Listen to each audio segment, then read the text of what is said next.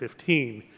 This measure authorizes the establishment of a national checkoff program for concrete masonry products and directs the Department of Commerce to provide administrative oversight support throughout the implementation of the program. Many of us are familiar with the advertisements from checkoff programs that support agricultural commodities such as beef, it's what's for dinner, and the incredible edible egg. A unique component of these programs is that they are established at the request of a particular industry and are financed by that industry as well. Manufacturers and producers of a commodity agree to pay an assessment, which is then pooled to support a more efficient, coordinated marketing approach aimed at strengthening the market position of the commodity in the United States and in foreign markets. In addition to marketing and advertising expenditures, these funds are also used to finance research and development ventures that help advance modern product lines and other innovative uses of the commodity in question. Today's hearing on H.R. 985 will give the subcommittee an opportunity to examine the status of the concrete masonry products industry in the United States and abroad, and to learn about the effectiveness of past and current research, educational, and promotional activities taken by the industry. The hearing will give us an opportunity to examine the potential benefits from the advancement of concrete masonry products in the marketplace. We will also examine the potential impact on other industries competing in the building material space. Additionally, I look forward to understanding how the Department of Commerce would fulfill its administrative and oversight role.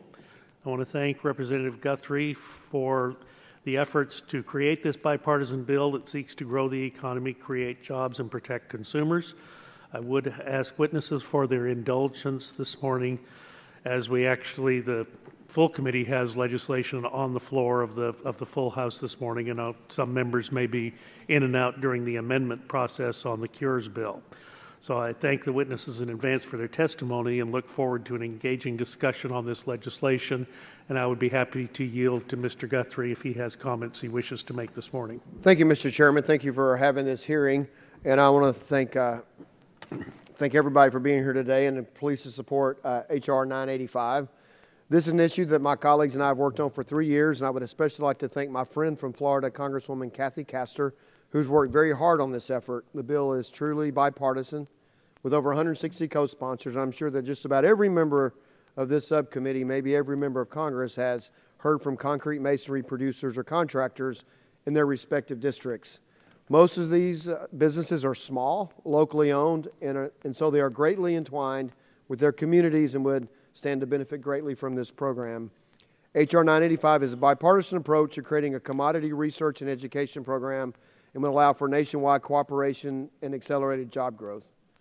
By allowing block producers to pool their resources, these local manufacturers will have a way to improve their products, resulting in increased energy efficiency and safety and increased marketing options. I want to thank the subcommittee chairman for bringing this important legislation before the subcommittee, and I encourage my colleagues to support this bill, and I yield back to the chairman. Chair thanks the gentleman. The gentleman yields back. The chair recognizes the subcommittee ranking member, Ms. Schakowsky of Illinois, for 5 minutes for an opening statement, please. Thank you, Mr. Chairman, for holding this hearing on H.R. 985, the Concrete Masonry Products Research, Education, and Promotion Act. I look forward to hearing from our witnesses on this legislation. Let me apologize at this point. I am going to leave for a very short time to go to the floor on an amendment that I'm proposing. Commodity checkoffs have been used for decades to support the sales and improvement of many products. So far, all of those programs have been overseen by the USDA or Department of Energy, from got milk to cotton, the fabric of our lives. We are all familiar with these programs and the products they promote. With the creation of softwood lumber checkoff, other building materials industries like hardwood lumber and natural stone have made efforts to create their own checkoff programs, seeking parity with other building materials. H.R. 985 would create a concrete masonry checkoff program at the Department of Commerce. Over the past few years, I've heard regularly from the concrete masonry industry contractors, workers, and my colleagues about the importance of a checkoff program. Just yesterday, I met with a constituent named Jim O'Connor, who has worked tirelessly to advance this bill. Advocates stress that a checkoff would support jobs, improve the quality of concrete products, and reduce adverse environmental impacts of concrete production. I'm very interested in pursuing these goals, and I look forward to hearing from the industry representatives about how this legislation would get us there.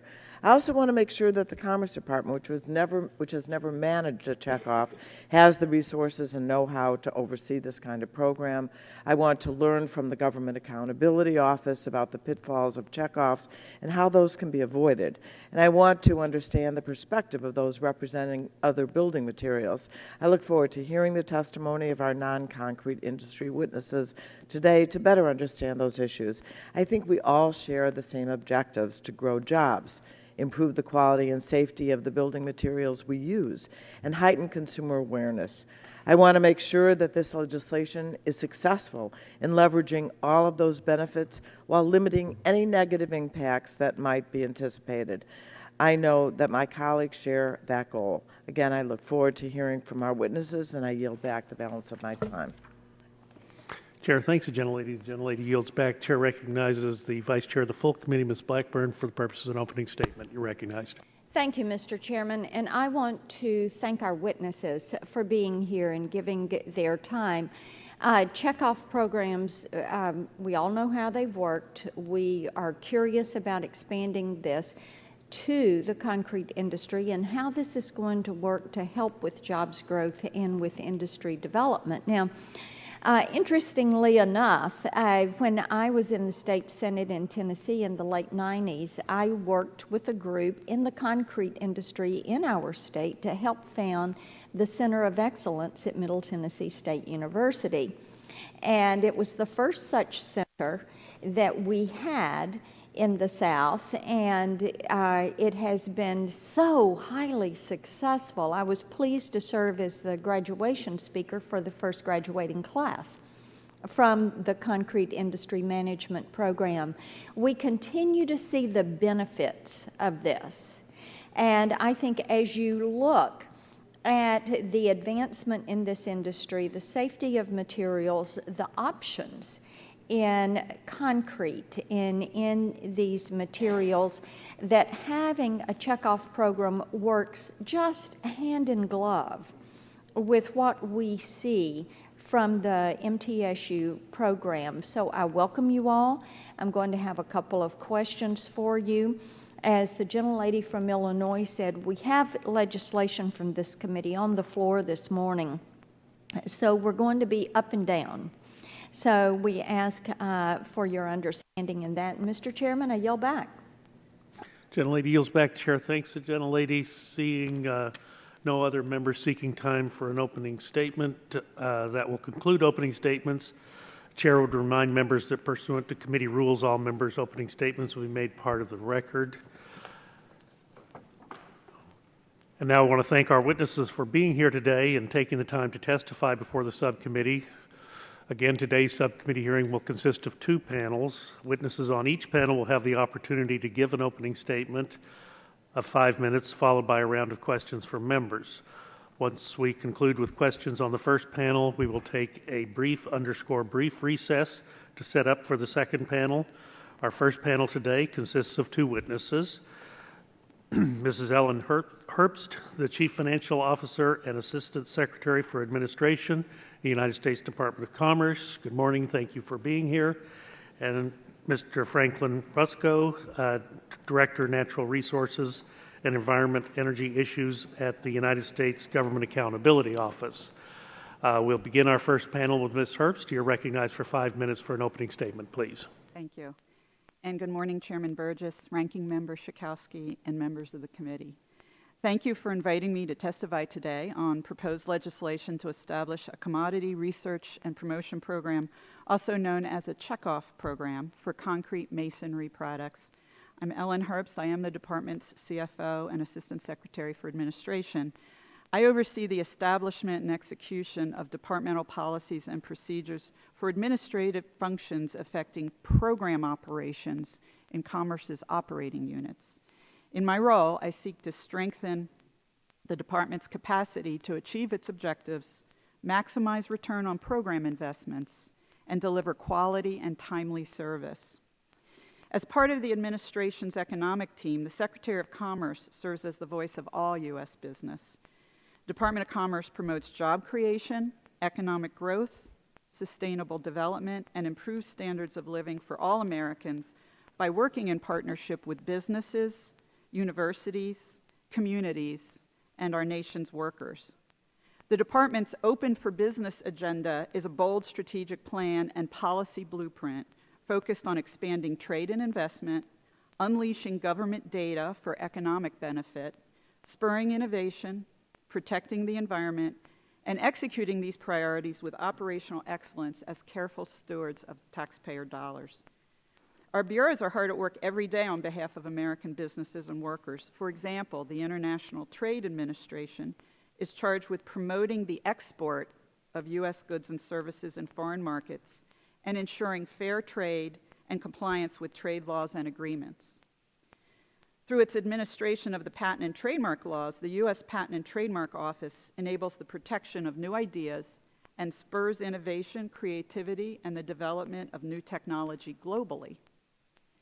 The Economic Development Administration plays a critical role in fostering regional economic development efforts in communities across the nation. And finally, with a varied research portfolio, world-class facilities, national networks, and international partnerships on standards and technology, the National Institute of Standards and Technology works to support U.S. industry and innovation. As we understand the bill, H.R. 985 would establish the Concrete Masonry Products Board upon approval of a referendum by producers of masonry products made from concrete. The board would develop research and education programs as well as programs to promote concrete masonry products in domestic and foreign markets. Funding for those activities would be derived from mandatory assessments on manufacturers based on the number of masonry units sold each year. The bill directs the Secretary of Commerce to organize and hold the initial referendum, produce an order, appoint the board, and then would require the Secretary of Commerce to assume ongoing oversight and enforcement role. While the department supports the efforts of the masonry industry to coordinate research, education, and promotion activities for the industry, we have identified a number of questions or challenges to implementation of this program within the Commerce Department.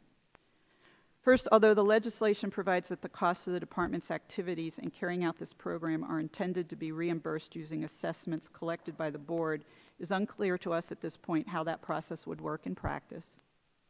In addition, the department does not currently have the expertise, staff, or resources to establish and administer a checkoff program. Such a program office would need to be established and located within one of the department's operating units. There are no bureaus within the department that currently administer a commodity checkoff or similar program. Nor does such a program fit within the current mandates or mission of our operating units. And the oversight and enforcement responsibilities proposed by the bill, as we understand them, would be quite extensive. So an option would be for the concrete masonry industry to organize voluntary cooperative arrangements to encourage generic marketing, education, and research activities. We also note that other competing construction material producers might oppose the creation of such a program that could be viewed as unfairly favoring one type of construction material over another. This could lead to requests from other competing construction material producers to establish their own checkoff programs, resulting in an expanding number of checkoff programs that would be administered and housed within the Department of Commerce. I appreciate the committee's time and attention. I appreciate the invitation, and I welcome any questions. Thank you. Chair thanks the gentlelady yields back. The chair recognizes Ms. Rusco 5 minutes for your opening statement, please. Thank you, Mr. Chairman, Ranking Member Schakowsky, and members of the subcommittee. Thank you for the opportunity to discuss GAO's prior work on checkoff programs, and particularly some observations from two such programs, the Propane Education and Research Council, or PERC, and the National Oil Heat Research Alliance, or NORA. There are currently more than 20 checkoff programs for agricultural commodities. These programs allow industries to set aside a fraction of the wholesale price of these commodities to be used by the programs for a variety of purposes. Checkoff typically geared toward increasing the success of the industries that fund them through activities including research and development, consumer education, and promotion of U.S. products domestically and abroad.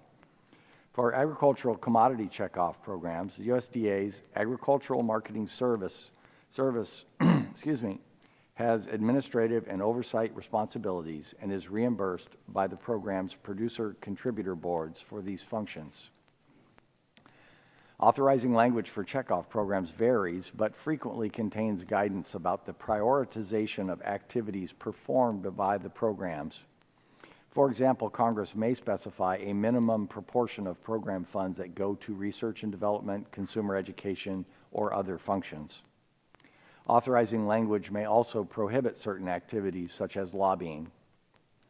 In 2010, GAO evaluated 2 such programs, PERC and NORA, that were authorized by Congress in the Propane Act of 1996 and the Oil Heat Act of 2000. These acts authorized certain activities, including research and development, safety training and consumer education, and placed restrictions on other activities, including certain lobbying activities. Under the authorizing statutes, DOE and Commerce were given certain authority to implement the programs. Congress also specified key procedural, administrative, and spending requirements to administer these programs. PERC's authority does not sunset, but NORA's has and was most recently reauthorized in 2014. Our evaluation of PERC and NORA found that some PERC and NORA activities appeared to meet the requirements of the acts, but certain other activities, such as activities involving Congress or politically affiliated entities, raised issues about whether they were covered by the Act's specific lobbying restrictions. We also found that neither Act provided guidance on what constitutes influencing legislation or elections, which made it unclear if PERC or NORA was meeting the intent of Congress. In addition, Congress had not specified what proportions of program funds would go to the 3 key activities. For example, PERC and NORA each spent a relatively small share of funds on research and development, 8% and 6% respectively, despite the fact that research and development had been a key area of congressional interest as the 2 laws were debated prior to enactment. Because the acts lacked specific guidance in these areas, it was unclear whether the programs were doing what Congress intended. Finally, we found that federal oversight of PERC and NORA by DOE, as called for in the acts, was limited compared to the oversight of agricultural checkoff programs by the Agricultural Marketing Service. Based on these findings, we suggested that prior to reauthorizing NORA, Congress may wish to, 1, specify any prioritization of activities that Congress intends to be undertaken, 2, specify a federal oversight role by requiring DOE to monitor and oversee the expenditures of PERC and NORA funds, and 3, to establish a specific enforcement mechanism and authorize DOE to refer any potential violations of law to appropriate enforcement entities. In its reauthorization of NORA in 2014, Congress took actions consistent with all 3 suggestions, thereby creating greater accountability and oversight for NORA. PERC, which does not sunset, however, has not been subject to these changes to date. I hope these observations are useful as you consider the Concrete Masonry Products Research, Education, and Promotion Act of 2015. GAO does offer assistance with legislative language if that is desirable. We have some of our general counsel who are very versed on these programs and would be happy to help if we can. Thank you. I will be happy to answer any questions you may have. Chair thanks the gentleman. Gentleman yields back. We'll move on to the question part of our hearing. I'll recognize myself first for 5 minutes for the purpose of questions. Mr. Rusko, let me stay with you because on PERC and NORA, the 2 checkoff programs that you used as your examples, both within the Department of Energy, is that correct? Yes. So the money that is collected, where does that money physically go? Does it stay in the Department of Energy? Does it go to the Federal Treasury? Where does it actually end up? So as far as the money that reimburses for oversight, I don't know the answer to that. I can find that out for you. In the case of DOE, In the case of the agricultural marketing service, that money, I believe, goes directly to fund the FTEs that are used for that oversight and administrative activity. But is that, okay, then that funding for the full-time equivalents for that activity, is that subject to an appropriation by Congress, or is that just a pass-through that happens in the agency without Congress being involved?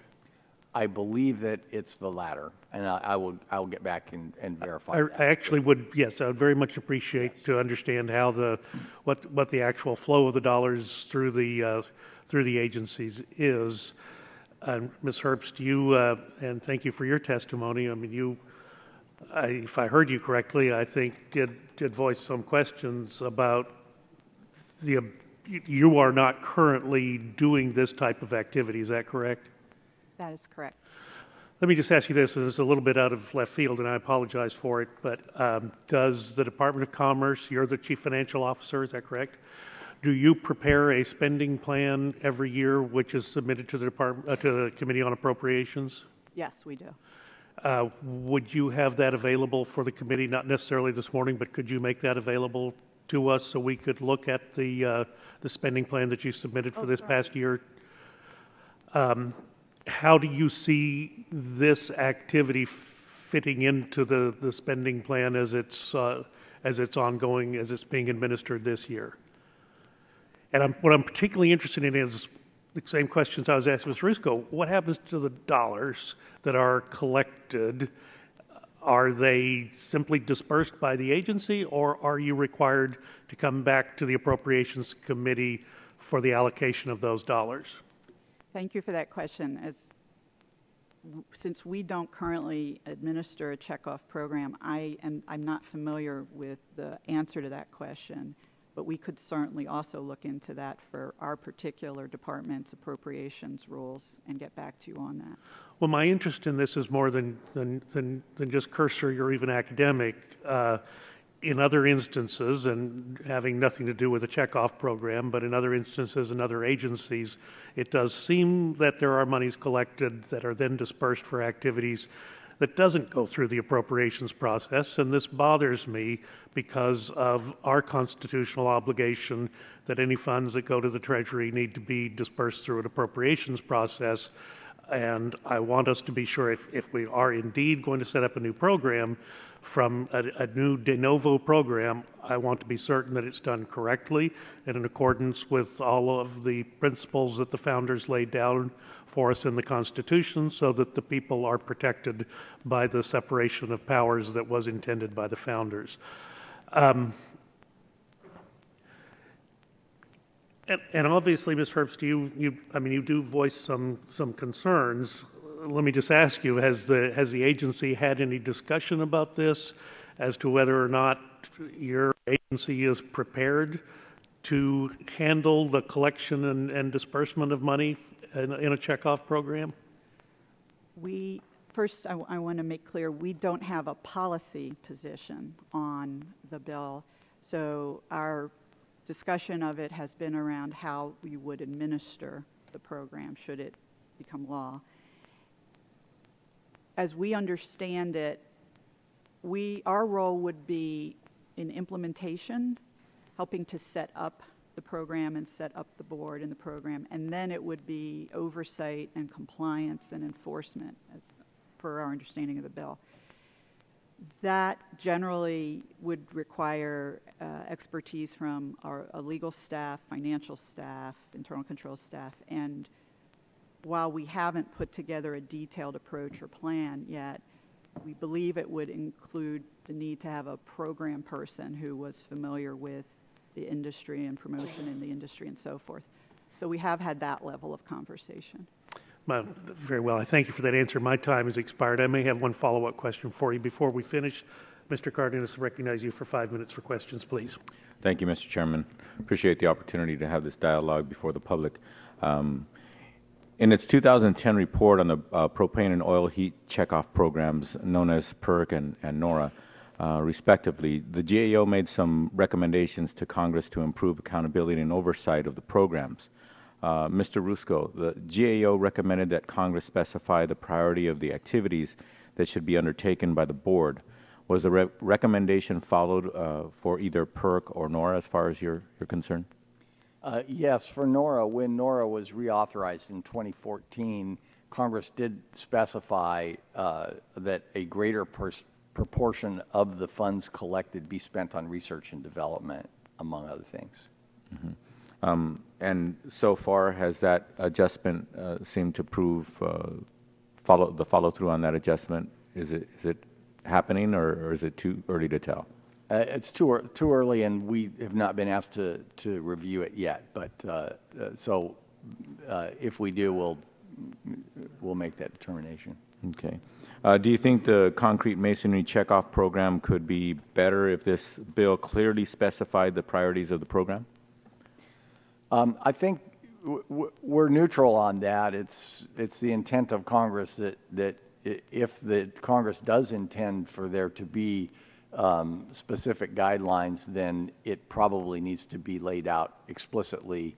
What we found was that with PERC and NORA, they spent over half of their money on consumer education, and within that bucket, there were a lot of activities that we thought might not even fit the definition of that. Okay.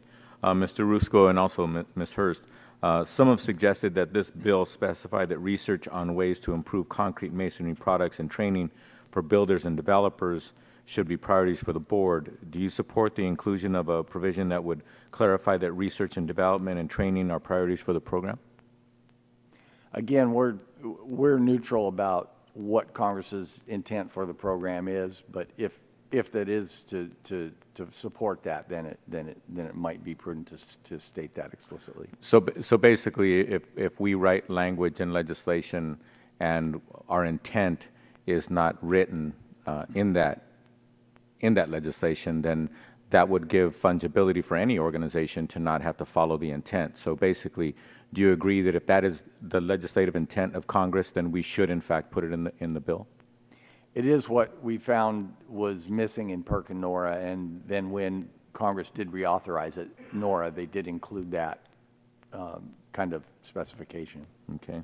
So the question is to both of you. Along those same lines, for PERC and NORA, the GAO recommended that Congress specify the proportion of the assessment funds that should be spent on each activity. This bill, however, does not include such a provision, at least at this time. Do you support including this kind of language if that is the intent of Congress? If it is the intent of Congress that there be certain proportions, then it would ensure greater certainty that was actually done if that was included.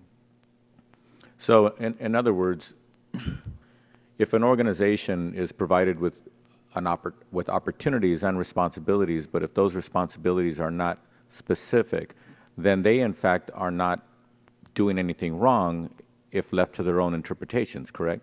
That's correct. Okay. So being with what has gone on with PERC and NORA, and there's some criticisms of that flexibility and that not following the supposed intent that as some people have described, we should be more prescriptive in this bill if in fact we want the actual outlay and the actual activities to be more in line with what the intent is. That's certainly what we found in the case of PERC and NORA. Okay. So, again, absent specific language, for example, even PERC and NORA aren't necessarily doing anything wrong per se if one cannot point to specific legislative language that is prescriptive. That's correct. We found that it was unclear whether what they were doing was actually meeting the intent of Congress, Yeah. because the language was not as Well, in my 18 years of legislating, I can agree that if we are not prescriptive as legislators and we write legislation, then we can't blame anybody for not following through with the intent if the intent is left out of the language. Thank you very much. I yield back. Thank you very much. The chair recognizes Mr. Harper. Thank you, Mr. Chairman. Thank you both for being here. And Mr. Rusko, if I could ask you a question. You just discussed that Congress should consider specifying the prioritization of activities it wants to be when you undertake a checkoff program. Is there a danger in being too specific to the point that we could limit the flexibility of a checkoff program to respond quickly and effectively to changes in the marketplace? I think some checkoff programs provide ranges of proportions to be spent, so they're not rigidly specific. Can you get too specific, though, that limits that flexibility? I would imagine that that's possible. Okay. Yeah. I'll yield back in the interest of time, Mr. Chairman. Thank you very much.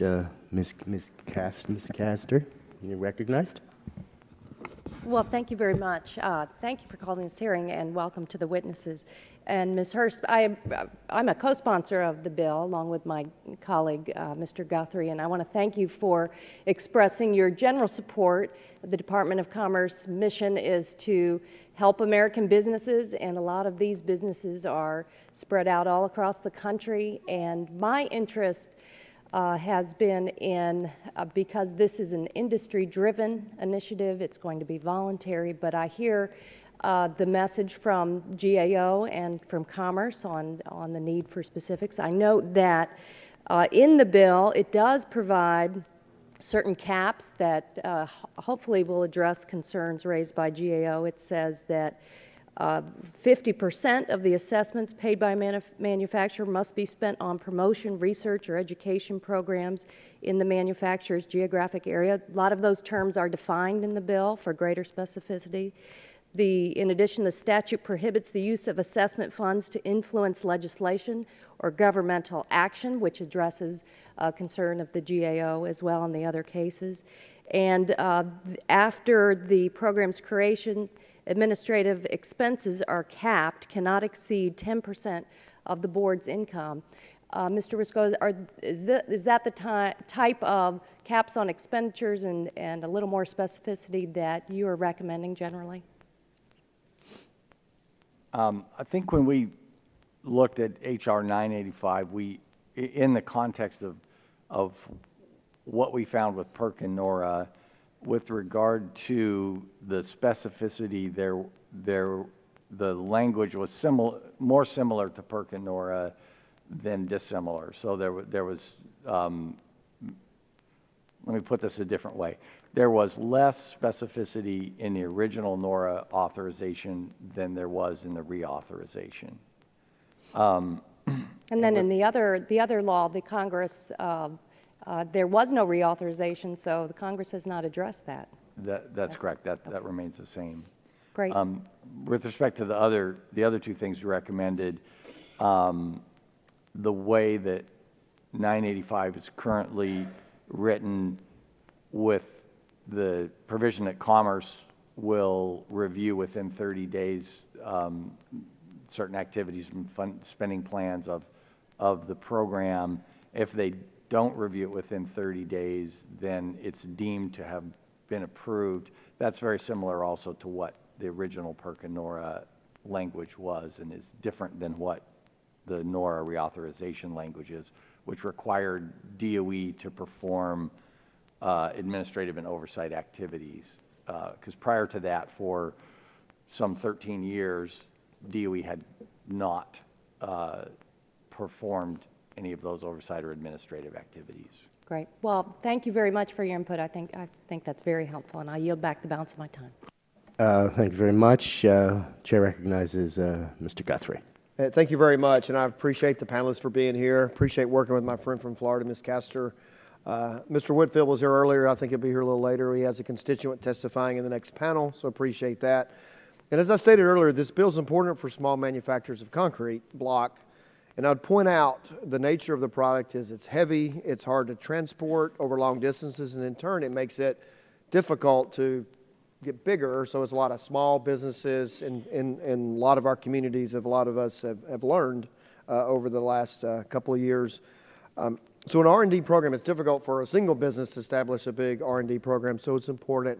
And I know the the Commerce Department, that's what they do, is move forward. So I appreciate you being here, and I completely sympathize and understand the questions when you're asked to get involved in a program you haven't been involved in before. I think it's fair to say, we've not done this. There are a lot of questions that we want answers to, but I think working together, we can make that happen. And I know that other agencies or other departments, with Department of Energy being one, has stood up boards in this kind of, and so there's examples of other successful departments doing this. And I'm sure the Department of Commerce will be willing, if this moves forward and the President signs it, to work with other agencies to make sure we move forward. If you'd like to comment on that.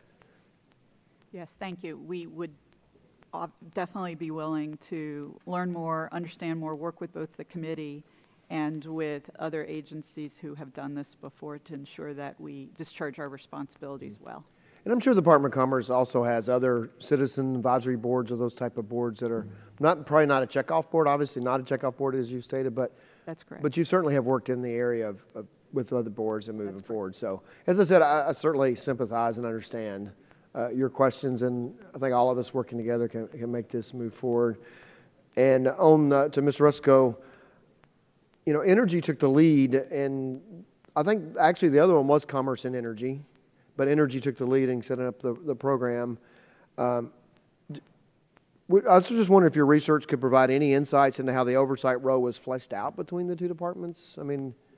So I think that initially there wasn't much either between Commerce and DOE or collaboration between them. They were sort of just kind of passing on it. Since 2014, with the requirement that DOE set up enforcement and oversight activities, we have not looked at the program since then. So I can't really comment on how that's going.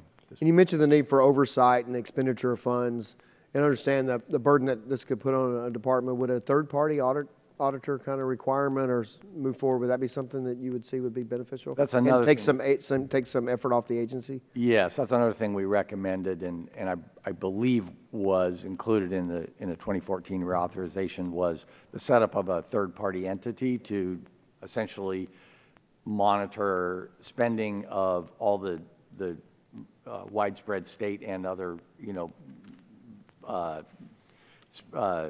recipients of those funds, and make sure that those things were actually, the funds were spent on activities that had been approved. And then that entity would then report to the oversight entity, and therefore take some of the pressure off that. Well, thank you. I really appreciate both of you being here today, and I appreciate it. I'll yield back.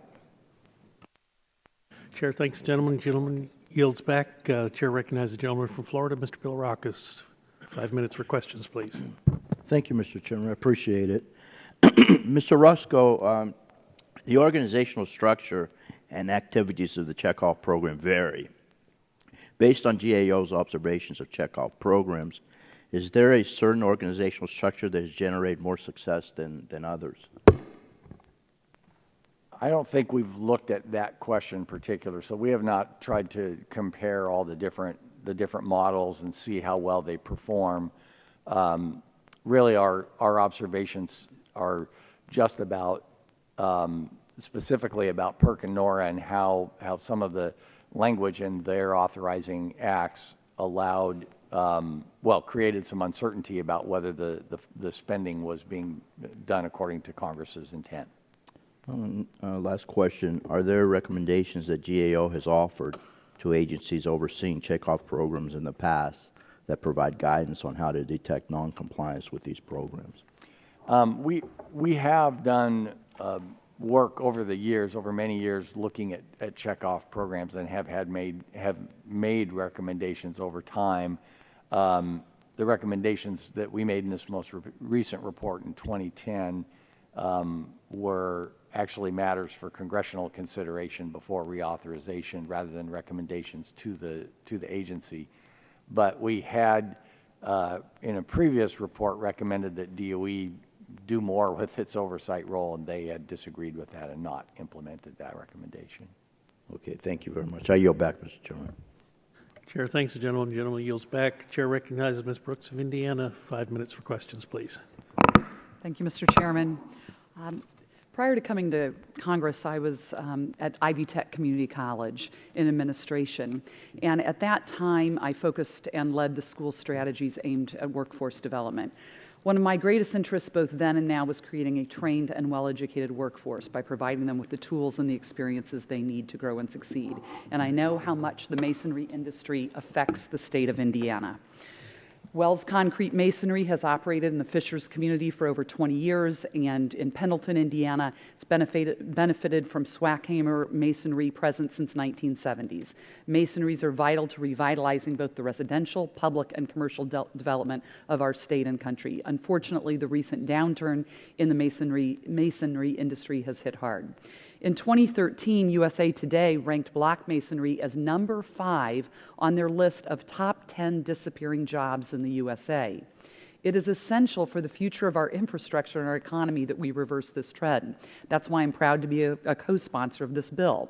By providing the masonry industry the ability to raise funding necessary to support research, education, and promotion, companies will have the needed resources to successfully develop, implement, and manage programs needed to increase sales and expand markets. The bill makes strides toward a more prosperous America for Hoosiers, and I'm glad we're holding this hearing today, Mr. Chairman, so we can learn more about it. With that said, Mr. Rusko, I'd like to ask you, based on GAO's research, how have federal agencies overseeing checkoff programs validated or verified the eligibility of producers or manufacturers to participate in such programs? Most of that work would have been related to agricultural checkoff programs, and I don't have a very comprehensive list of all the work we've done there. I could answer that question for the record if you wish.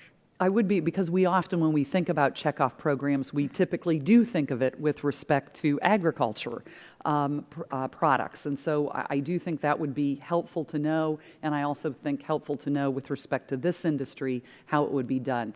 Do federal agencies, if you know, that have overseen checkoff programs, do you know if they have an employee on hand with subject matter expertise on the affected commodity to help with the oversight and implementation, or do you know much about that? And if not, could we please, receive some information at a later time? For the agricultural products, the Agricultural Marketing Service has staff that are specifically designated as administrative and oversight personnel for those programs. They're reimbursed by the programs. They develop expertise and knowledge about the programs and the industries over time. So that body has a great deal of expertise and specific knowledge about the industries, and I think can provide very thoughtful oversight and administration. But it takes some time to develop that. Well, I certainly hope that we learn from the work of previous checkoff programs to advance this. So with that, I yield back. Thank you. Chair, thanks, the gentlelady. The gentlelady yields back. I believe we're going to have 2 follow-ups. One from Mr. Cardenas. You're recognized for 5 minutes for your follow-up. Thank you very much, Mr. Chairman. I just wanted to take the opportunity to commend a business that's right in the middle of the largest populated county in the country, which is Angeles Block in LA County. It just so happens that it's in Sun Valley in my district, and it's serendipitous that that's where my father used to take me when he used to buy his block, when we used to make block walls around the neighborhood where I used to work with my father. But I just wanted to give a shout out to the Antonini family, it's been in their family for generations, and they happen to be the largest manufacturer and supplier of concrete masonry units in all of Southern California. And it's just wonderful to have the opportunity when I was a little kid to look up to my father and the former father owner of the business and listen to them transact, and for them to continue to serve the community for generations now, and for me to be able to give service back to them by being hopefully a conscientious member of Congress trying to figure out how we're going to make this legislation good, and hopefully we can bring it to fruition so that the industry could get the representation it's asking for. So I just wanted to say thank you to Angeles block for their generations of work. With all due respect, it's not lost on me that when you look at the concrete jungle of Los Angeles with 10 million people, that's a lot of masonry over the decades that they've been one of the suppliers of. So I yield back. Thank you very much, Mr. Chairman. Chair thanks the gentleman. The gentleman yields back. Recognize myself. 5 minutes for follow-up. Along that same line, I would recognize the contributions of Acme Brick in North Texas. Certainly the best thing to have around your house, as I've known growing up, and every house I've lived in Denton County, Texas, has been indeed built out of Acme Brick. Ms. Herbst, I wanted to ask you, in your prepared testimony, you referenced the International Trade Administration. Is that part of the Department of Commerce? Yes, it is. And you note that it's charged with promoting the export of United States goods and services in foreign markets and ensuring fair trade and compliance with trade laws and agreements. Is that correct? That is correct, yeah. So if this checkoff program were to proceed and if the monies were to actually go out, are there precautions that you must take or that the department must take in order to ensure that this is all done in compliance with the World Trade Organization, such that these checkoff monies are not seen as subsidies that would unfairly put our companies that are competing with other companies overseas? That would be correct. We are responsible for ensuring that we don't do anything that would put our companies in conflict with international law, yes. And then is the converse true? Are you also charged with looking at materials that may be subsidized by other countries that are then unfairly sold in our markets in this country? Yes, the International Trade Administration does have an enforcement responsibility, particularly when companies bring forward and ask us to investigate a potential case of dumping. Well, let me just, and this is really unrelated to what we're talking about this morning, but again, I so rarely get a chance to talk to someone from the Department of Commerce. I want to use the time wisely. It came to my attention in the district that there are people who manufacture and install granite countertops in housing and apartments, but builders can actually buy the finished and assembled product from a Chinese source cheaper than they can purchase the materials and build it.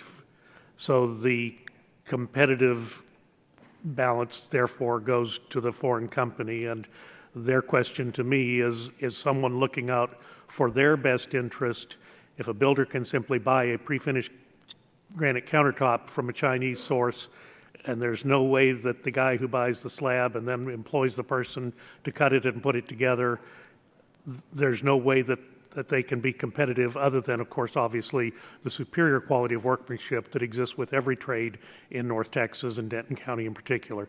But is that something that your office would be in charge of?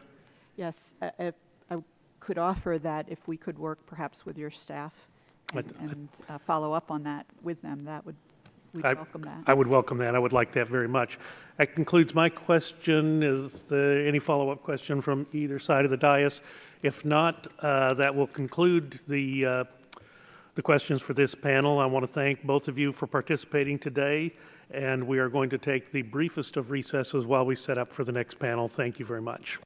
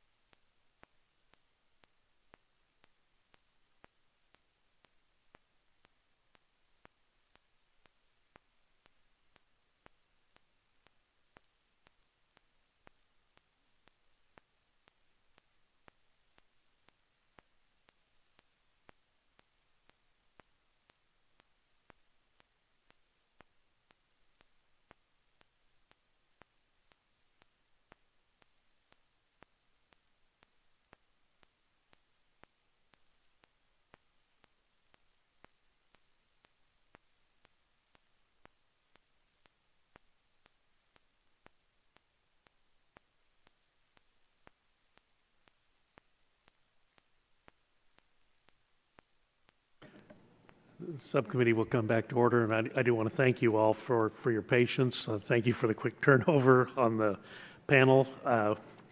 We do want to try to get through as much as we can because there will be votes on the floor, and if possible, if we can conclude and not have to hold you over, that would be my goal. But I do want us to move into our second panel. We'll follow the same format of the first panel. Each witness will have 5 minutes for an opening statement, and then you'll have questions from the members. For our second panel, I want to welcome the following witnesses: Mr. Major Ogilvie, the General Manager for Ready Mix USA, Ms. Kate Offringa, President of the Vinyl Siding Institute, and Mr. Keith Wade, President of Ruby Concrete Company. We'll begin our second panel opening statements with Mr. Ogilvie. You're recognized for 5 minutes for an opening statement, please. Major, would you be sure that Okay, thank you. Thank you. Good morning. My name is Major Ogilvie. I work in Birmingham, Alabama with the USA family of companies. We're a Cemex company providing building materials to the construction industries. I am involved in many parts of our business, primarily in our concrete masonry operations, but also with our cement, aggregate, ready mix, and other manufactured concrete products. Previously, I served as a general manager for our concrete masonry business, Block USA. Today, I am here to testify as a representative of our U.S. concrete masonry industry.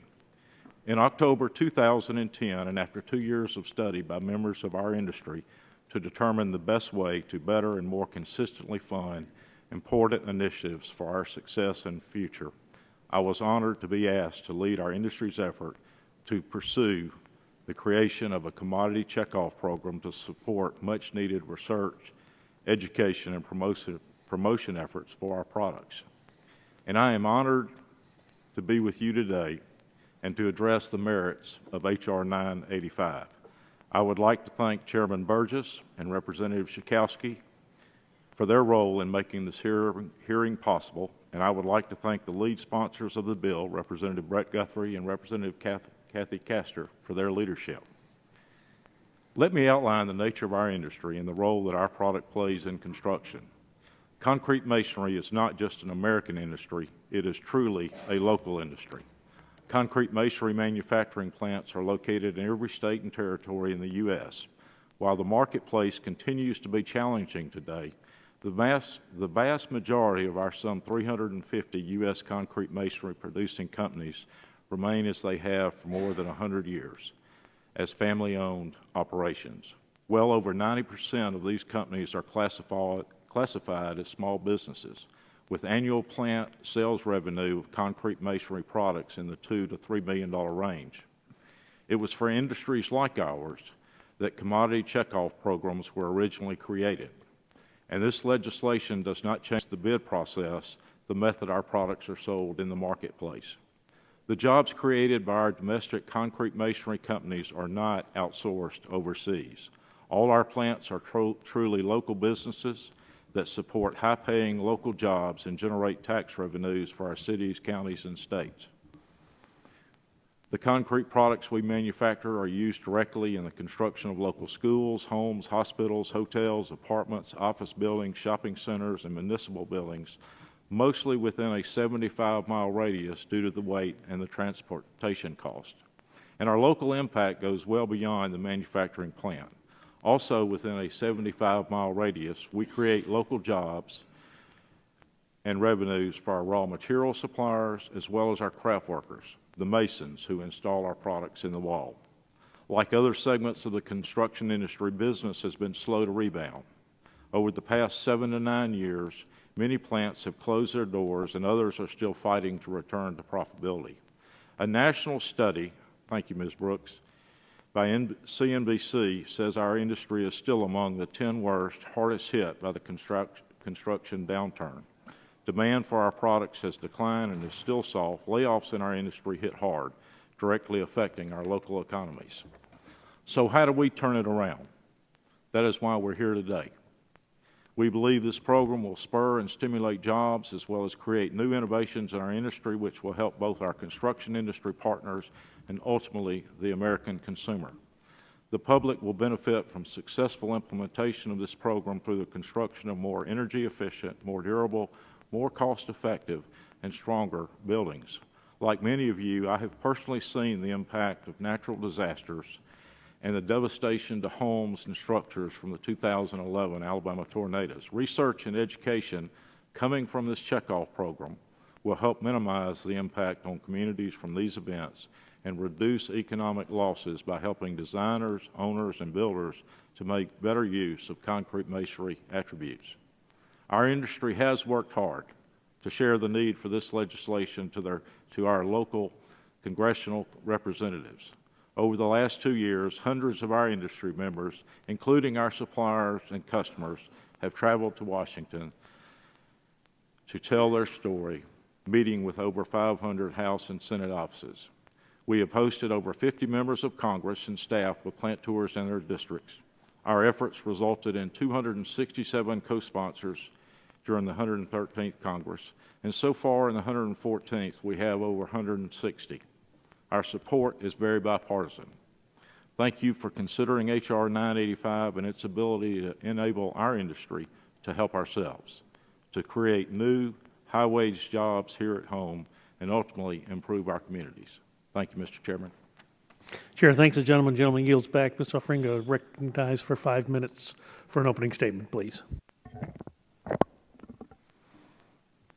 Thank you very much, Mr. Chairman, Ranking Member Schakowsky, members of the committee. Thank you for the opportunity to testify today at this hearing on H.R. 985. My name is Kate Offringa. I have the honor to serve as president of the Vinyl Siding Institute here in Washington.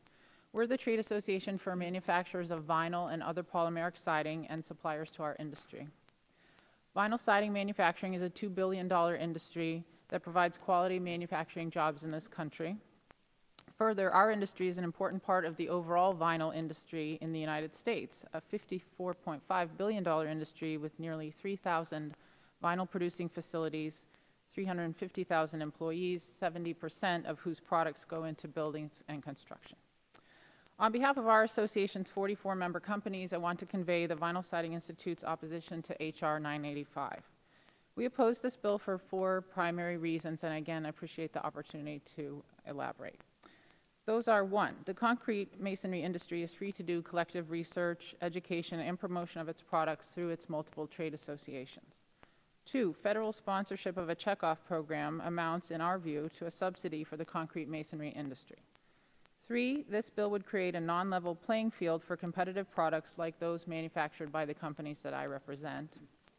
And 4, creation of a checkoff program for the concrete masonry industry will set a precedent, encouraging manufacturers of all sorts of products in our sector to seek similar assistance from the federal government. If you would, please allow me to address each of these points in turn.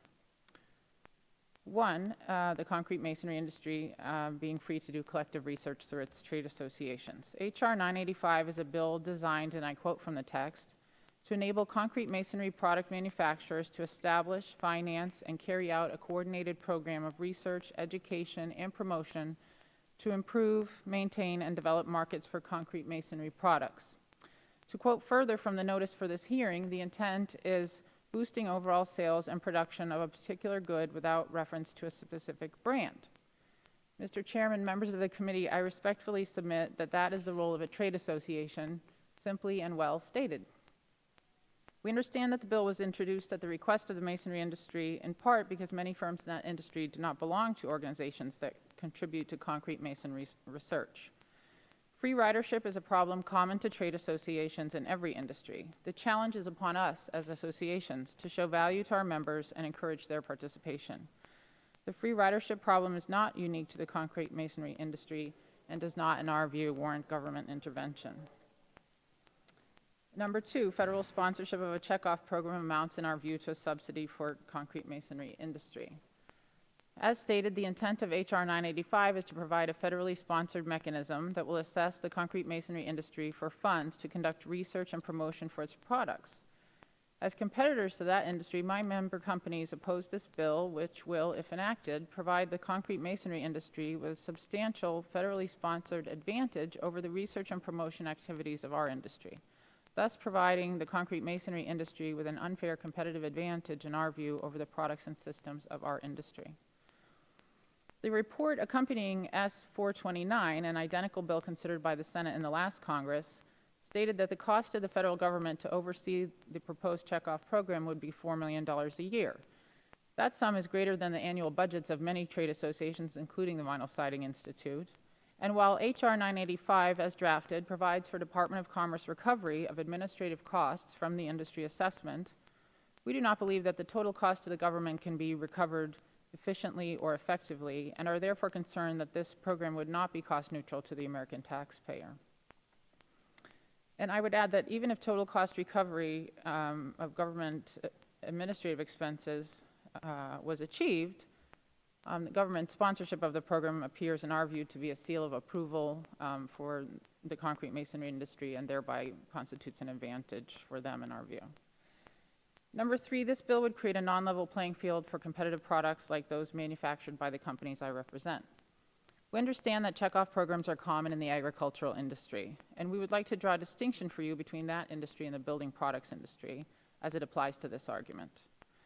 In the eyes of the consumer, beef is generally beef and milk is generally milk, with no obvious differentiation between producers. That ensures the ease with which research and promotional programs can be funded and implemented without causing competitive disadvantage to any producer. That is not the situation for the building products industry. There's a host of differences between concrete masonry and other cementitious siding products, vinyl siding, and other types of cladding for buildings. The inherent differences in our products create real competition between our categories within the broader building products industry. Federally backed promotion of one type of building product over another would amount to the federal government picking a winner in the eyes of the consumer, is our concern. We believe the market should do that. Finally, number 4, creation of a checkoff program for the concrete masonry industry will set a precedent encouraging manufacturers of all sorts of products in building construction to seek similar assistance from the federal government. That's a slippery slope. In conclusion, the Vinyl Siding Institute and its members oppose H.R. 985 for the subsidized advantage it would give one competitor above all others. We ask that you consider the adverse effect passage and enactment of this bill would have on our industry, and we urge you to reflect on the dangerous precedent the legislation would set that could lead to any number of industries requesting similar checkoff programs. Thank you once again for the opportunity to be heard today, and I'd be happy to address any questions you have for me at the appropriate time. Chair thanks the gentlelady. Chair recognizes Mr. Wade. 5 minutes for your opening statement, please. Good morning. It is a privilege to testify in front of this subcommittee today on behalf of my company and others like mine. My name is Kent Wade, and I represent Ruby Concrete Company of Madisonville, Kentucky. I believe our company is like many others within the concrete masonry industry. We're family-owned and we're small. It began in 1869 and has been family-operated for 146 years. We currently have 3 generations from our family working at Ruby Concrete Company, and our business is recognized as one of the oldest in Kentucky. I am proud of the role our company has played in our region's history. We supplied the masonry products used to build our local schools, fire stations, home centers, grocery stores, and other facilities that our community uses every day. We've also supplied public works projects including roads, bridges, courthouses, and judicial centers. In addition, our products were used to build barracks for the 101st Airborne Division at Fort Campbell. We employ 16 people directly and create jobs both upstream for our vendors and downstream to our customers. Our business is small, innovative, resourceful, and aggressive. During the construction recession, we reinvested our capital to create one of the most modern concrete products plants in the U.S. The construction materials industry is changing, however. Companies like mine struggle to compete with other building materials that have different demographics. We welcome competition, but we seek a mechanism to level the playing field for our commodity industry. If we manage our resources wisely, Ruby Concrete can invest in modern equipment and support our employees. But a company of my size simply does not have the resources to educate, research, and promote our commodity products throughout a broad-based market. We belong to associations that perform good work on our behalf, But I believe a commodity checkoff program is necessary if we are to collectively invest more fairly and support growth that will benefit all of us in the industry. Many of you know our product as a gray cinder block, but it is actually a very versatile design tool. Producers like mine use a wide range of natural, manufactured, and recycled aggregates that are readily found throughout the country. Concrete blocks are strong enough to support tall buildings and protect families from flying debris in hurricanes and tornadoes. They are non-combustible and prevent the spread of fires in buildings. They also survive forest fires. Reinforced concrete masonry protects people and assets in earthquakes and wind events. It also shields against explosions and bullets, which is why our military uses concrete masonry to build mock cities in order to train soldiers in urban assault and terrorism defense. Concrete masonry is environmentally friendly. It does not rot or mold, and it's not subject to termites. It has terrific thermal mass properties that reduce the amount of insulation needed to meet energy codes. It can be made in a rainbow of colors to allow creative designs that integrate texture and imagination. For example, our company was commissioned by a university to produce a purple concrete block that was used to build a signature wall on the campus of a school with their certain colors. These properties, design qualities, and uses resulted through many years of work and testing.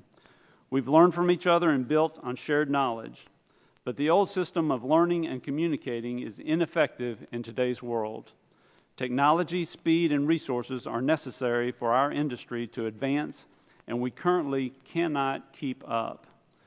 We're losing ground, we're losing producers, and we're losing local jobs.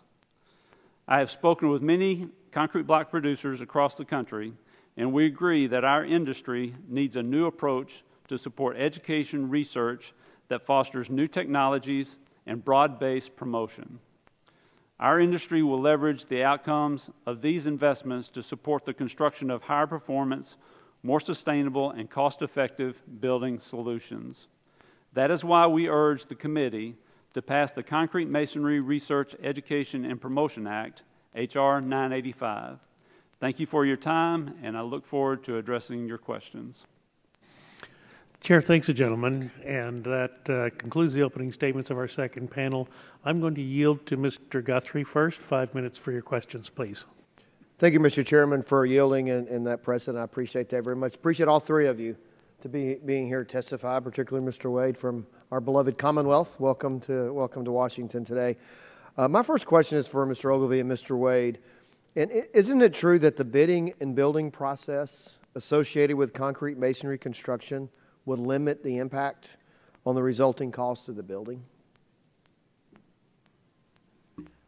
I would agree with that statement that between the building process or the bid process and other costs associated with building any structure would basically eliminate the assessment upcharge.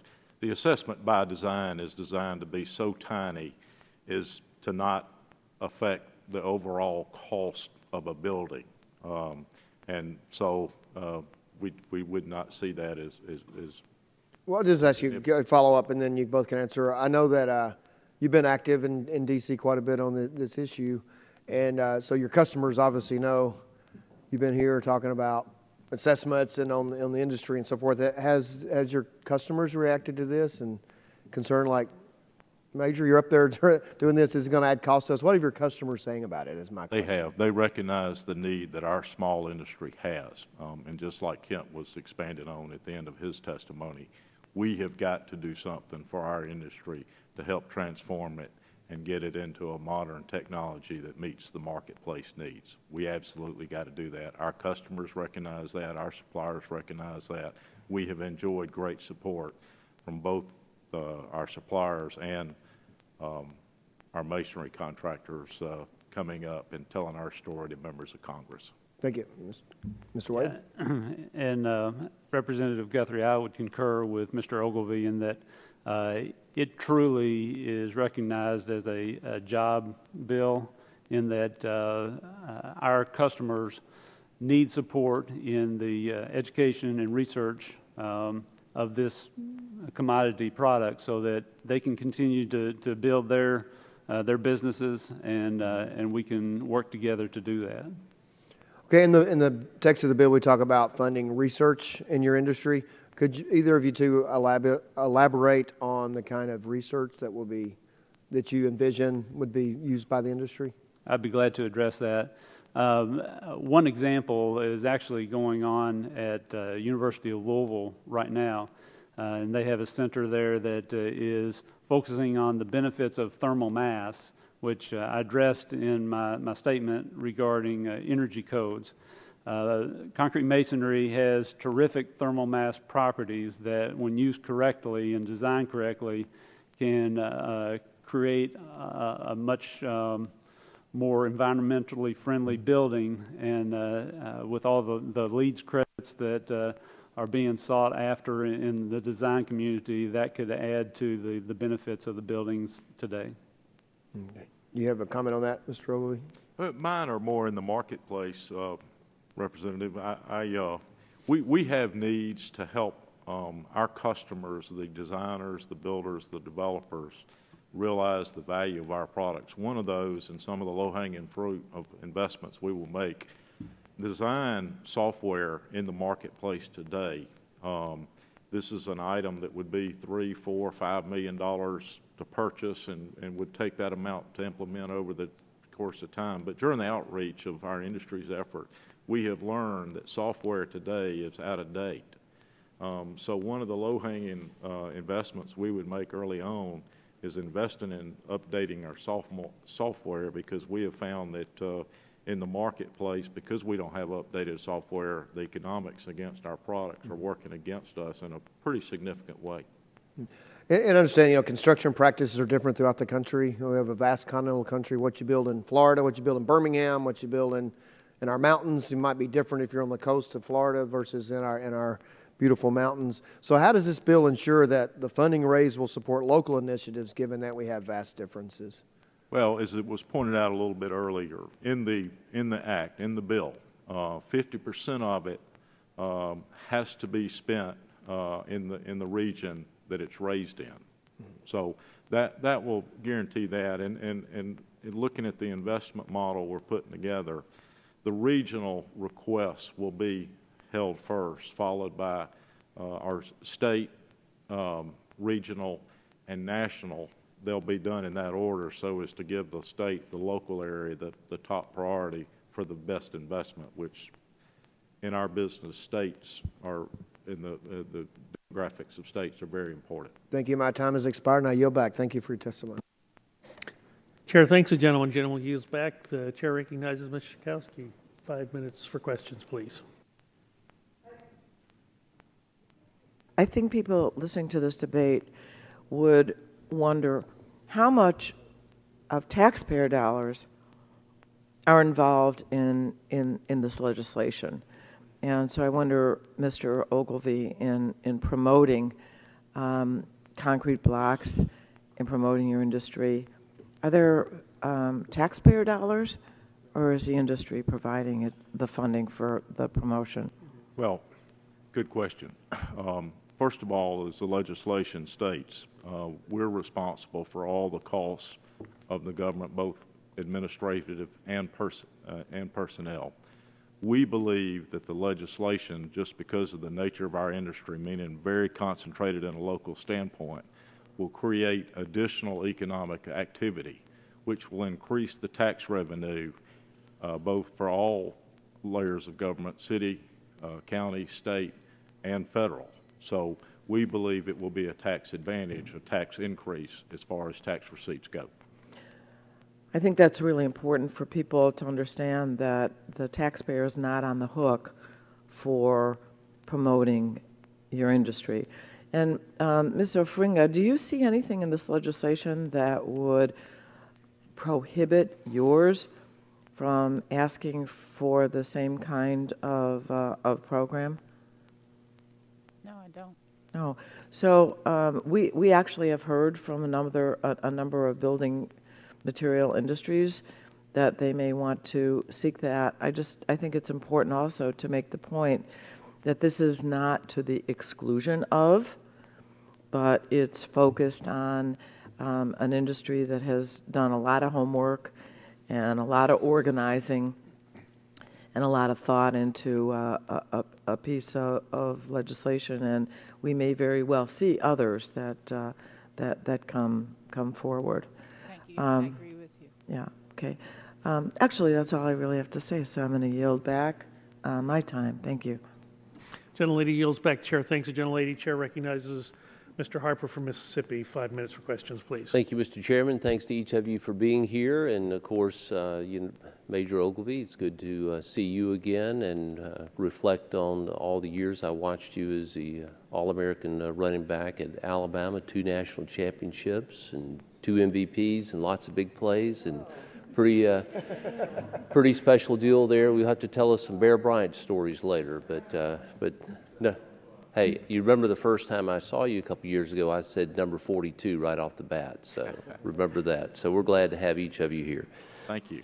Mr. Wade, how would you address concerns that the assessment will disproportionately impact smaller concrete masonry producers? In disproportionately impacting them.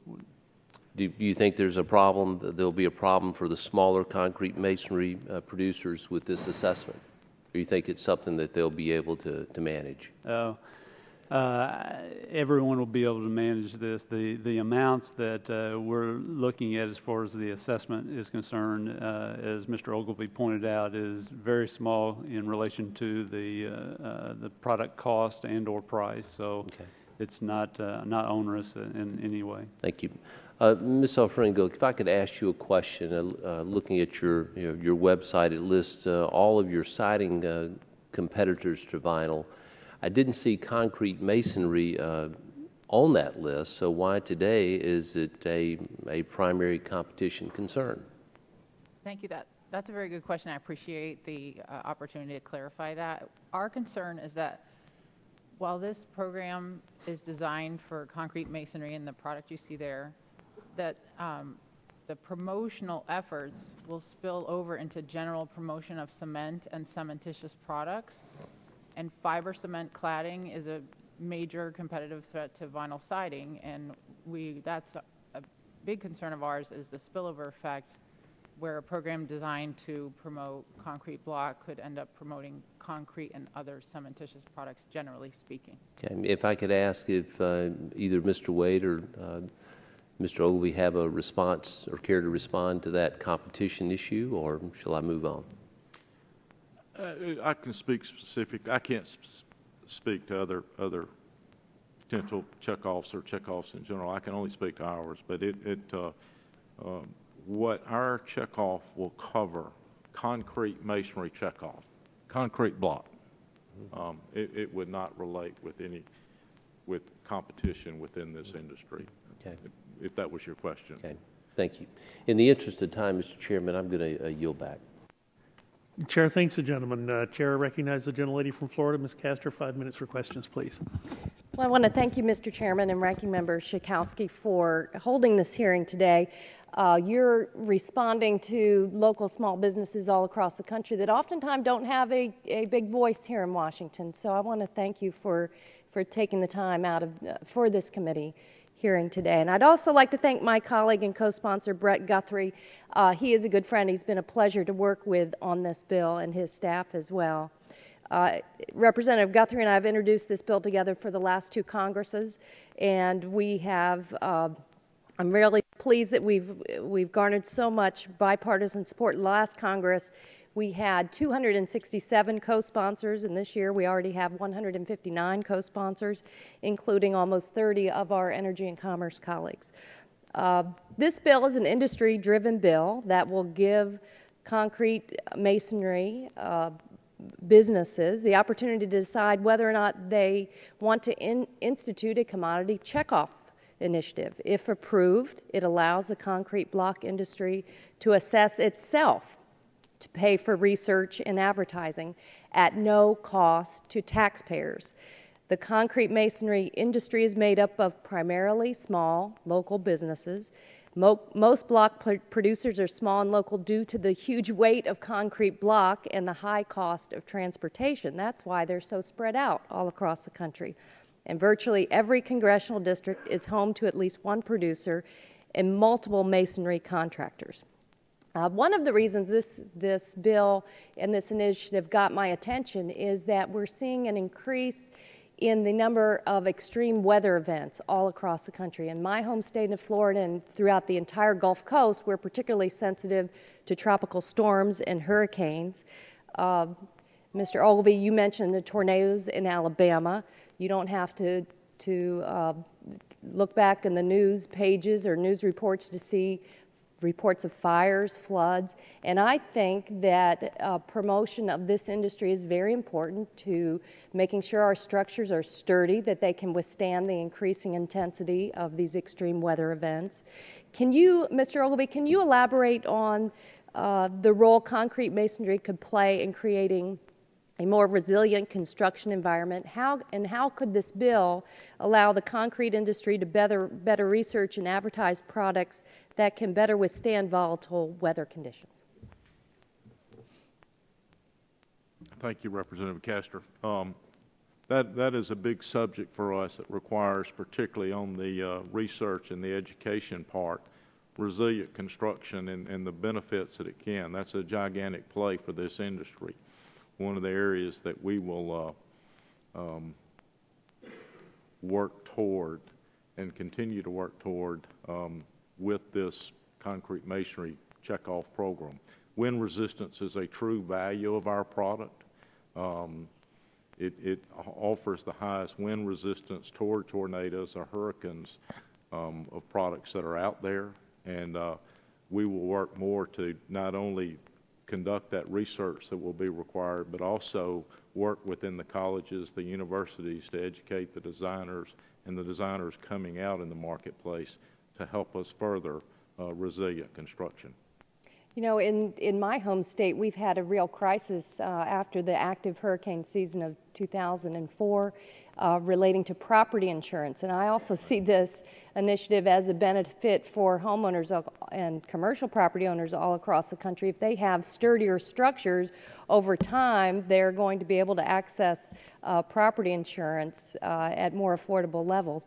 And Mr. Wade, do you have a comment on how we can promote resilience and stronger structures through this concrete checkoff initiative?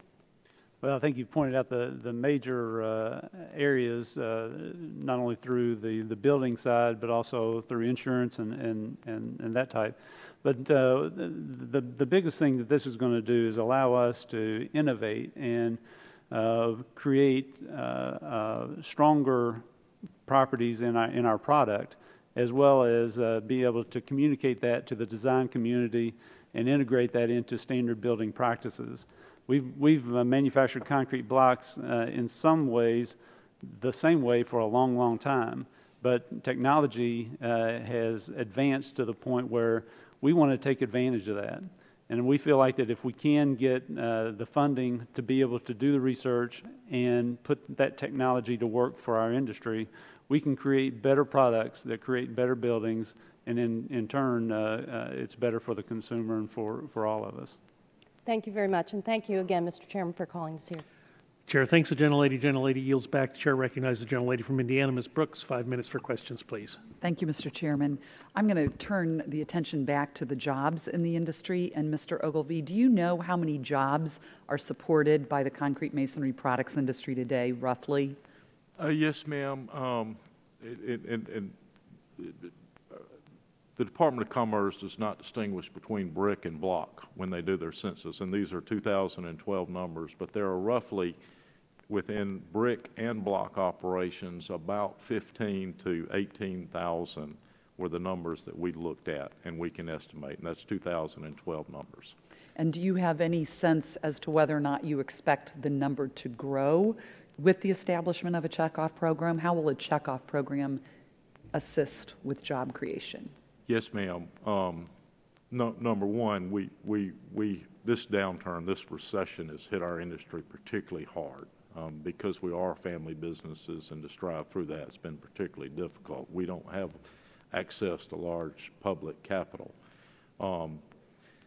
But the recession is not going to fix the challenge, the transformation that we see as an industry we need.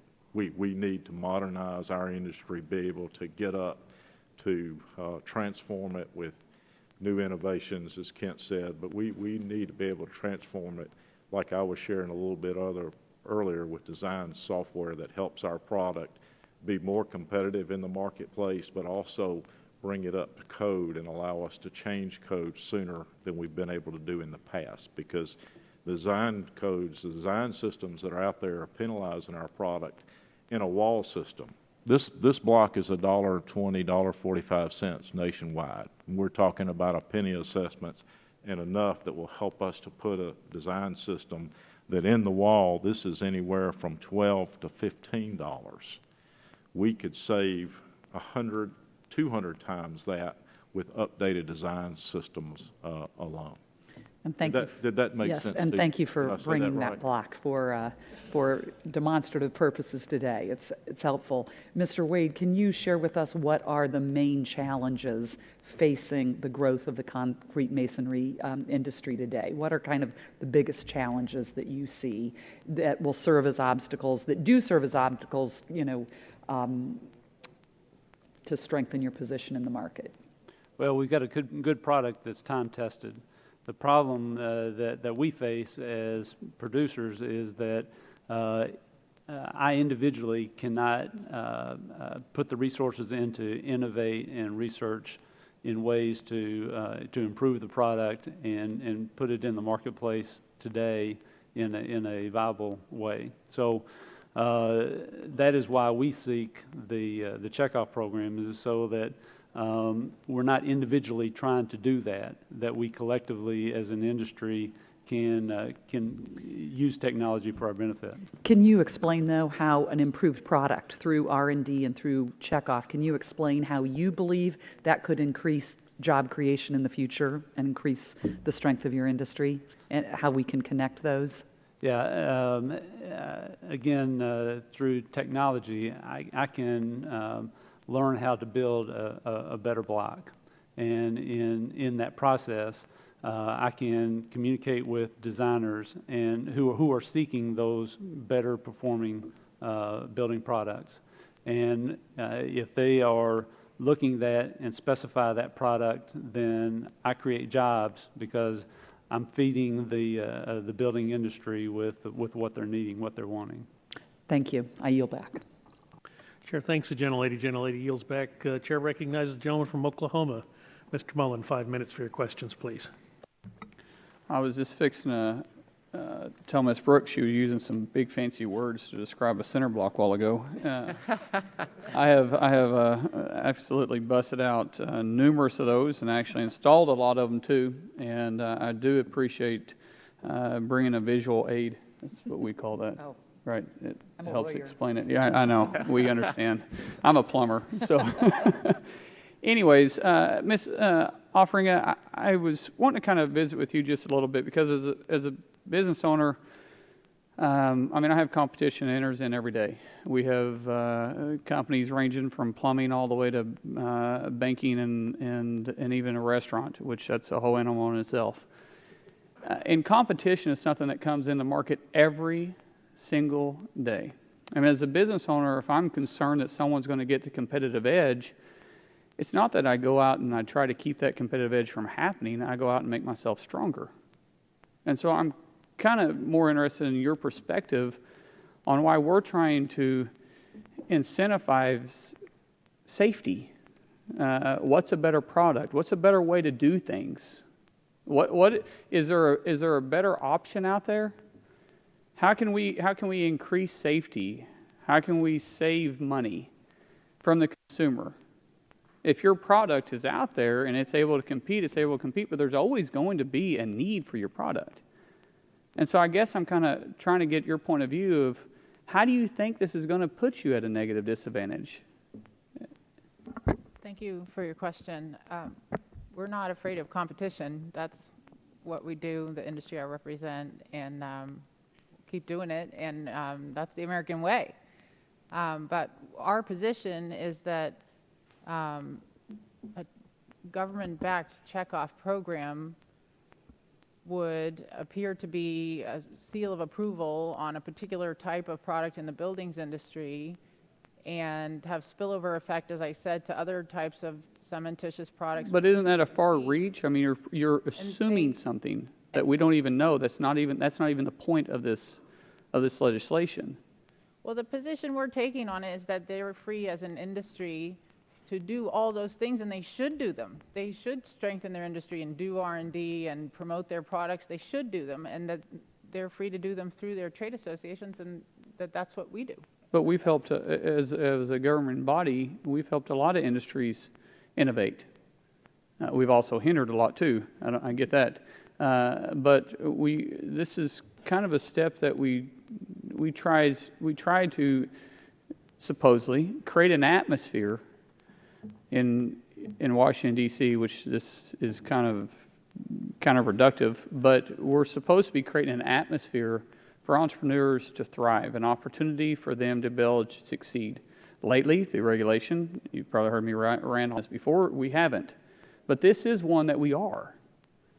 And I understand where the association is taking a stand, but I'm having a hard time agreeing because I've been in construction my whole life.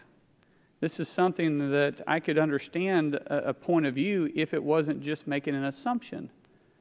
And you're assuming that this is going to put the industry at a negative advantage, but can you see the positive in it too? Well, those are our concerns. We're happy to compete on a level playing field. No, I'm not saying are. I'm saying can you see the positives? You personally, can you see the positives in this? Of government-sponsored programs that... No, I'm talking about specifically what we're talking about here today.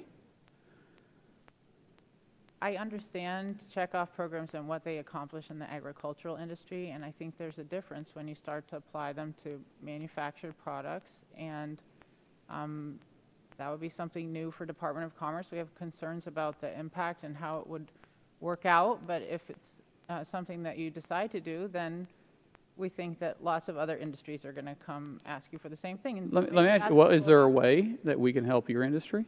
Because I'm all about creating an atmosphere for industries to thrive in. Is there a way that we can help your industry then? Well, if this is an accessible program, maybe we'll be back next year and have a different conversation then about these types of promotional. Which is my point. It's okay so often that we help as long as we're helping me, but not others. And if it was an opportunity came along for us to help you, you would be okay with that. But what if these guys here wanted to oppose that? Do you understand my point? We're here to help, and we want to create an equal playing field. I'm not wanting to pick winners and losers. So if an opportunity comes up, Ms. Offringa, come to my office. Let's see how we can work with you, okay? Thank you. Thank you. I yield back. The Chair thanks the gentleman, and Chair will recognize himself then for 5 minutes for questions. And I do want to thank all of our members who stayed with us this morning and heard from a very informative panel. I want to thank Mr. Mullen for educating me about gas cans. Over the 4th of July holiday, I had the opportunity to buy a new gas can and found that I was unable to work the new nozzle that is required by the CPSC. So when he referenced the fact that sometimes we actually work at cross purposes to the advancement of industry, I feel your pain, or I felt your pain. So I got the nozzle off the old gas can that had a hole in it and switched out, and it just leaked a little bit, and I'm sure I probably damaged the ozone layer more than the CPSC intended for me to. Mr. Mullen, I wonder if you would introduce your guest to the committee. I am very privileged today to have my second oldest child, which I have 5. My second oldest child will be Andrew. As adults, so often we get busy in our world and we don't actually show our kids what we're doing. This job, as we all know, takes us away from our family all the time. And the last thing I want to do is think my kids to grow up thinking that this took me away from them. So I appreciate the chairman for allowing me to have him in the hearing today, because if you ever want to see me cry like a baby, get me talking about my kids. So thank you. So understood, and I appreciate the opportunity to perhaps do that someday. And Mr. Mullen, I just might further ask as we get to the conclusion of our hearing today if Andrew would like to take the chair and adjourn the subcommittee as we conclude, that would allow him to actually participate in the hearing. Before we get to that, though, I do have just a few observations, Mr. Frinka.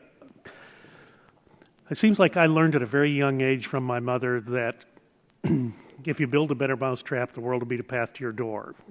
Was she correct about that? That we make a better product and people are going to want our product. And if I understood your testimony correct, you're concerned that we may interfere with the mousetrap school of economics that was related to me by my mother. Am I understanding your concern correctly?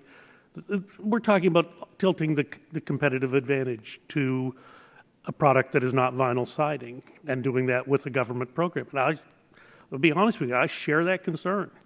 I do have to wonder if that is the correct place and function for the federal government to be involved. I guess the question I would have to the other witnesses is, what prevents a voluntary program? And yes, you're free to take money from your members and use that to the advancement of your product. I guess the trade association was the term of art that's used. What prevents that from happening now? What is it about your industry that makes that not a viable strategy? Yeah, go ahead. Thank you for the question.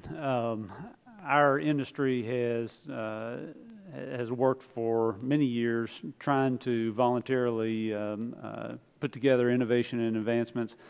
The problem with our industry is that, as it's been well stated, there's a bunch of us that are spread out, and so it's hard to collaborate and get together, even through associations, to do that. But more importantly, the dollars that it takes in order to accomplish meaningful innovation and research is not something that we can do just individually or just a few of us.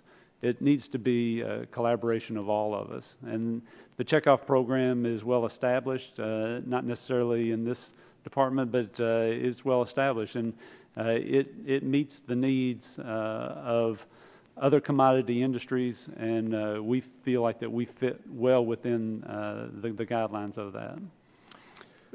Yes, sir. I'm sorry, Major, please. And I'm going to give you more of the history. First of all, we studied voluntary checkoff programs. I'm going back to 2008, 2009. We studied grants. We actually came up here and met with a number of Congresses. But the seed was that we recognized as an industry we needed to be able to better fund, with all the transformation, all the needs going on in the construction industry, for concrete block to remain competitive and a viable product. So we studied those very quickly between grants and voluntary. Voluntary can help you in a short-term issue, topic type thing. But in terms of the long-term need that our industry felt like we need to move our product into the future, we didn't feel like voluntary programs were an effective way to do that. That's based on the history and study and voluntary programs that have been in place. Well, and I appreciate that. And I get the fact that your industry is widely dispersed over geographic areas. Your products are heavy. They're hard to transport. Right.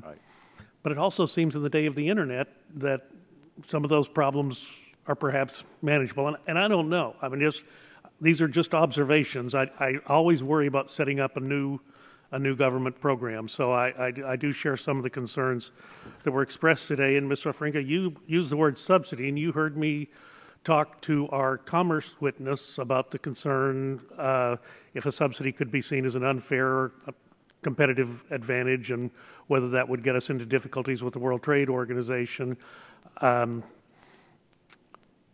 I guess my only other observation is if we set up a checkoff program, I hope that Commerce is prepared to do the necessary oversight to make certain that other industries are not adversely affected, and that certainly we remain in compliance with all of our obligations under the World Trade Organization.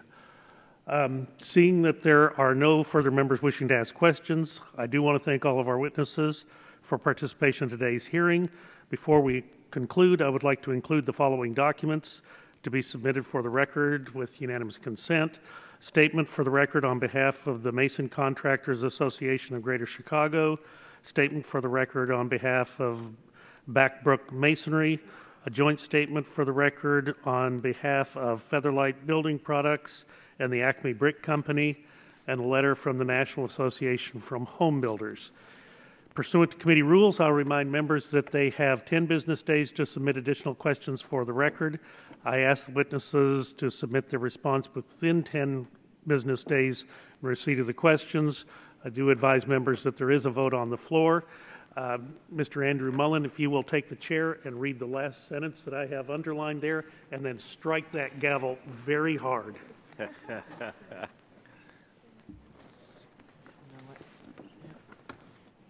Without object, the second.